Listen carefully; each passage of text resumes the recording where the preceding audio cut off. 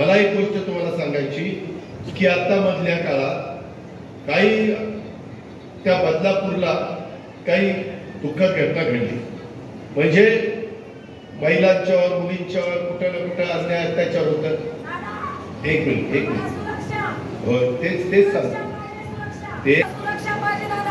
मी तेच सांगतो, ऐकून घ्या, तुम्ही बसा, तेच सांगतो, जरा नीट ऐका, माझं बोलणं झालं मग मला बोला।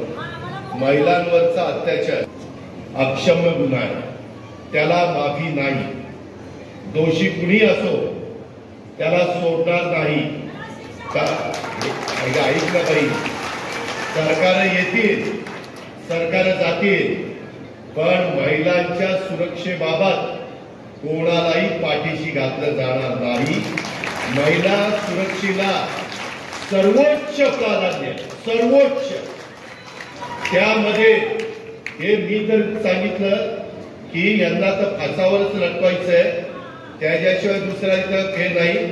तुम्हाला हेही सांगतो, परवा पंतप्रधानांच्या कार्यक्रमाला मी होतो जळगावला, भारतीय न्याय संहितेतील तरतुदीमध्ये आता महिलांना घर बसल्या ही तक्रार त्या ठिकाणी करता येणार आहे।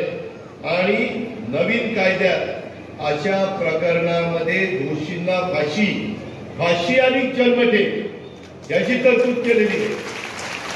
फाशी दिल्यावर जन्मठेपेचं राहतच नाही, पण फाशी आणि जन्मठेप कायमचाच वर गेला पाहिजे, त्याला त्याच्या पुढच्या 5-50 पिढ्या आठवल्या पाहिजे। परत असल्याचं विकृती आहे, विकृती नराधमाचे, त्यांना बाप नाही। त्याच्या संदर्भामध्ये जे काही EFR सुविधा आपण सुरू केलेली आहे, बऱ्याचदा महिला घाबरतात, कसं जायचं, आता EFR म्हणजे FIR नोंद होत नव्हती, वेळ लागत होता, अडचणी येत होत्या, शाळा असो, रुग्णालय असो, पोलीस ठाणे असो, तिथेही कोणत्याही पातळीवर आता हायगाई होणार नाही।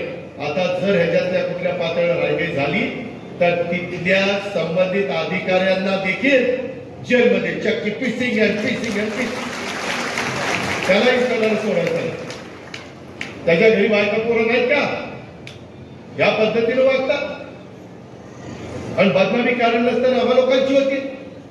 आम्ही एवढं कडक वागत असतो। आज माझी माय माऊली तिथे एवढ्या महिलांच्यात सांगते की आमच्या सुरक्षेला सर्वोच्च प्राधान्य द्या, काय तिचं चुकलं? अगं बाई, कठीण आहे, तुझं भलं करतोय, तूच मला सांगतो। त्याच्यामध्ये या पद्धतीनं आपण पुढे चाललेलो आहे आणि या संदर्भात केंद्राने पण कायदे केलेले, राज्य सरकारने पण कडक केलेले आणि आम्ही पण ठरवलेलं आहे त्याच्यात कुणाची हायगाई करायची नाही। कुणी किती मोठ्या बापाचा असू द्या, किती मोठ्या वशिलाचा असू द्या, त्याला माफी नाही म्हणजे नाही। आणि आताच्याही काळामध्ये माझी पुन्हा महिलांना तुम्हाला विनंती आहे, तुमच्या काही कानावर कुठलं काही आलं तर सरळ तुम्ही EFIR करा, त्याच्यामध्ये ही तक्रार तुम्हाला नोंदवण्याचा अधिकार दिलेला आहे।